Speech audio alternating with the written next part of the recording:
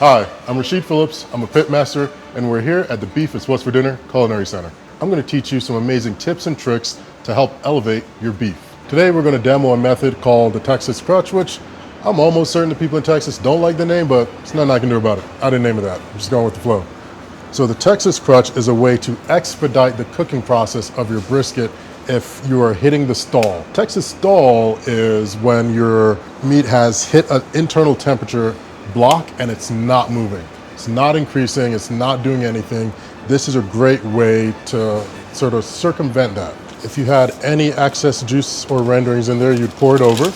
With this, we're going to use 2 sheets of aluminum foil. Just in case the first one punctures or tears, we still get the liquid caught in the second. And the liquid you can use water, some use apple cider vinegar. I personally prefer to use beef broth.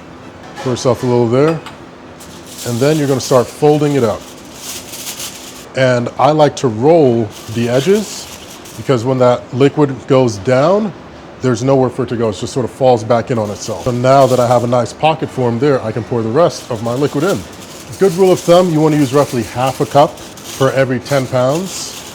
Because you want to steam and expedite, but you don't want to ruin the bark. You don't want it to become mushy. Bring this up, let the 2 ends meet, fold over. We're getting it as tight as we can. And if we did our job right, no spill. So now the brisket is ready to go back on your smoker or your grill, whichever unit you're using.